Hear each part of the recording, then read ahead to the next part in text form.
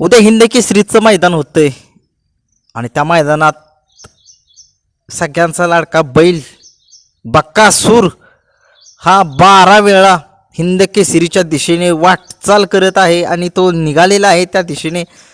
नक्कीच विक्रमादित्य एक नवीन नाव बक्कासूरचं पडलेलं आहे.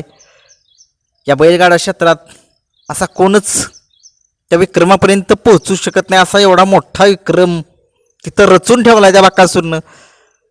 आणि उद्या प्रेक्षकांच्या मनातली जोडी पाळणार आहे, तीच जोडी ज्या जोडीनं धुमाकूळ घातला होता, काही ठिकाणी अन्याय पण झाला होता. बबलू चाचा बसणार त्या गाडीवरती आज उद्या. बघूया तीच जोडी गोटचा सर्जा आणि बक्कासूर ही जोडी पळते उद्या. अंतर बघा उद्या. थोडासा दुखापत झाली होती 11 तारखेला आपल्या घोटच्या सर्जाला, परंतु ठीक आहे, व्यवस्थित आहे आपला सर्जा. दोन्ही खांदी पब्लिकनं पळणारा बक्कासूर आता सज्ज झालाय तो, कारण या गाडीला रोखणं कठीण आहे बक्कासूर आणि घोटच्या सर्जाला. बक्कासूर तो पहिल्या फॉर्ममध्ये आलाय, तोच पहिला फॉर्म जो माहिब्यासोबत ज्यावेळेस पळाला आदतमध्ये आपला बक्कासूर आणि माहिब्या. काय गाडी पळत होती होय ती, परंतु माहिब्याला दुखापत झाली. माहिब्या दुखापतीतून सावरू दे एवढीच इच्छा आहे देवाला, कारण की तो एक बैल चांगला बैल आहे या बैलगाडा क्षेत्रातला. कारण त्याचे मालक मुलाखत घेऊन देत नाहीत, कारण त्यांचं पण बरोबर आहे. कारण की कसं आहे, बैलाला नजर लागली, खरंच लागली त्या बैलाला. एवढा मोठा बैल 1,10,00,000चं हत्यार, ते काय अवघड आहे.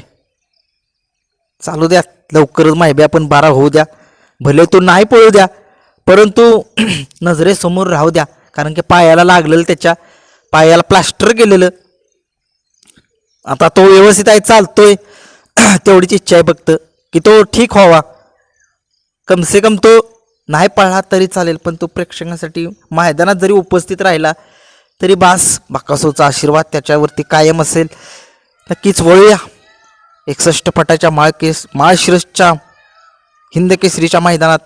बक्कासूर आणि घोटचा सर्जा ही जोडी पळते. बबलूच्या त्या गाडीवरती असतील आणि गट तर सुट्टाच निघेल. खरी लढत तर सेमी आणि फायनललाच होते, कारण की तुम्ही बघितले पुसेगावमध्ये 1 नंबर केलाच गाडीनं, परंतु प्रेक्षक मध्ये आले त्याच्यामुळे तो घोटच्या सर्जानं आत ओढली गाडी. सेम पेळगावमध्ये पण तसंच गाडी मथुर आणि राजाला ओव्हरटॅक करणारच होती, थोडंसं अंतर राहिले पण तासामध्ये घुसली गाडी. प्रेक्षकांमुळे, निव्वळ प्रेक्षकांमुळे. नक्कीच ते मैदान पारदर्शक व्हावं हीच इच्छा आहे, बाकी कुणावरती अन्याय नाही व्हायला पाहिजे त्या मैदानात. आणि मथुर आणि सर्जा ही पण गाडी पळते बरं का, एक टॉपची गाडी. या गाडीला खूप साऱ्या शुभेच्छा देतो, कारण सरांच्या नावासाठी ती गाडी पळते. मागच्या वर्षी तीच गाडी पळाली आणि त्या गाडीने 1 नंबर केलेला. त्यावेळेस रणजित निंबाळकर सर होते, परंतु ते नाही आहेत. त्यांच्या श्रद्धांजली त्यांना खूप बैलगाडा शौकीनांतर्फे देतो मी, कारण की चांगलं मोठं व्यक्तिमत्व होतं ते. जो आवडी सर्वांना तोच आवडी देवाला. परंतु त्यांचा बैल त्यांच्या नावासाठी पळतोय, अभिजित भैया पवार यांच्या नावासाठी पळतोय, साऱ्या फॅन्स सर्जा फॅन्ससाठी पळतोय. आणि नक्कीच मथुर तर तुम्हाला माहितीच आहे, एक टॉपचा बैल, गुलालामध्ये कायम असतो. नक्कीच मथुर आणि सर्जा या गाडीला शुभेच्छा देतो. घोटच्या सर्जाला आणि बक्कासूरला या गाडीला सुद्धा शुभेच्छा देतो. आणि जायंट किलर म्हटलं या बैलगाडा क्षेत्रातला घरनिकीचा राजा, एक टॉपच्या पायऱ्यात आहे तो.